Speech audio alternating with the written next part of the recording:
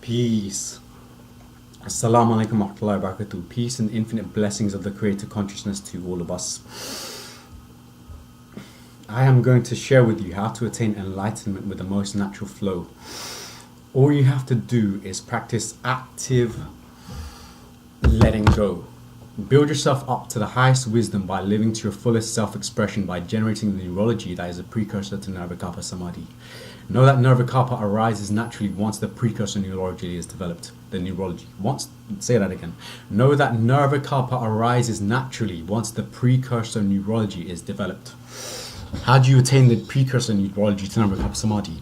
It is by meditation on emptiness and death. How do you attain this emptiness and how do you attain this death? Well, to attain this, what you must do is look towards the infinite future and look towards your legacy, what you wish to leave behind. And you must let go of all other potentials in life that would hold you back from attaining the supreme goal. The supreme goal is liberation from all suffering, liberation from the world, liberation from everything in eternity. And it is dwelling in the Supreme Self altogether. That is what frees the individual self from all conflict, sufferings, tribulations, sorrows, desires, and all manner of sufferings.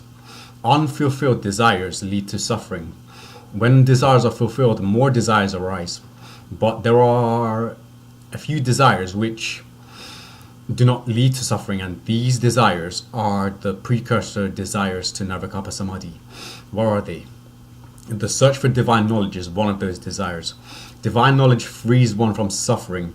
It was said to me earlier, sometime in my life, that those who harness the body to utilize, those who utilize the body to gain knowledge of Godhead, knowledge of God, these are the successful, because this life, we come from ignorance, we die in knowledge. Hear that. So, depending on what type of knowledge you attain in this life, you shall either attain enlightenment or you shall not. It's as simple as that. So if you have the base knowledge units, the base information required for enlightenment, then you act upon it, then enlightenment is a natural result. It is inevitable. All you gotta do is remove all the possibilities in your life and future and past and present that lead you away from enlightenment, and then you shall attain enlightenment just like that. Alhamdulillah Rabbil Alameen.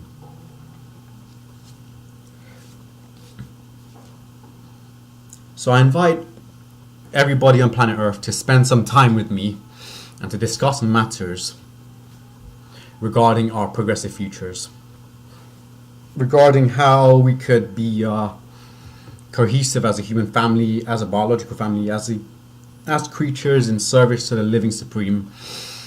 I invite the whole human family to discuss with me how to proceed together in a singular direction that would be the final attainment or the final frontiers of space exploration. Why do I say that? Because in the uppermost reaches of the heavens, above the heavens, you have the throne of God. And then above the throne of God, you have God itself. Who are Him, the Ali al Azim, the Aziz al Hakim, the exalted and might, the most merciful, the all-forgiving, the free of need, the worthy of praise, the light of the heavens and the earth. So if we are to pierce through the heavens, knowing that it is guarded, as said in the Quran, it is guarded by stern guardians who do not take no for an answer. You need authority. But Allah has said that, oh, creatures of the heavens and the earth, oh, company of jinn and men, if you can penetrate regions of the heavens and the earth, then penetrate them. You shall not do so save with authority. So in that ayat in Surah Rahman, chapter 55 of the Quran, you have a veritable recipe for humankind and jinn kind to attain authority before Allah, before God, before the exalted might, the supreme.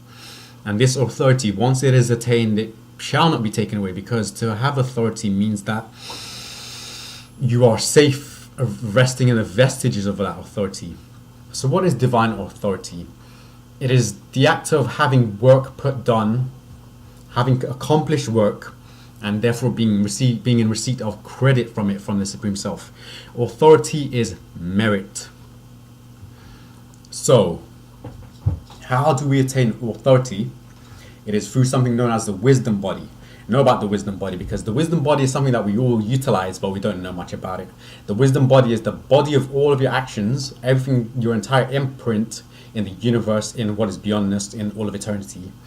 That is outside of your body, but also includes the body. The wisdom body is what you update. It's like a holo record. It's a record of deeds and vibrations that you update continuously. With every single action, you update your wisdom body for the better or for the worse.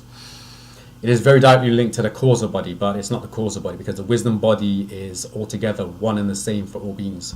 It is the same wisdom body for all beings, ultimately. You do have your individual wisdom body, but that's your individual contribution to it. But ultimately, wisdom is shared across the universe and applied. So my question to all of us is, well, at this present point in time, there are about 8 billion human beings, and trillions upon trillions of creatures upon planet Earth, and forestry, wildlife, all this, that, and the other. There's a lot of it. Alhamdulillah Rabbil Alameen. How do we navigate this space that we find ourselves in the age of post-capitalism?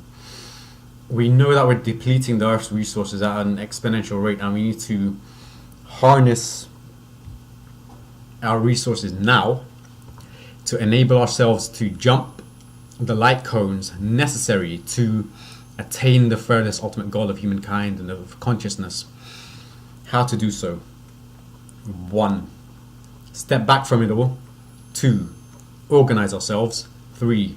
Note down the exact algorithmic iterations we need to move physical matter into the position in configuration space and phase space that would completely relieve us of all concerns and sorrows and actualize us all. I wish for all of us to live on a rich planet. It's already rich. All we have to do is tap into that sharing field and share our wealth. There's a saying, charity does not decrease wealth, it increases it. How? By introducing another being to your wealth, you introduce them to your life. You introduce them to a higher vibratory platform.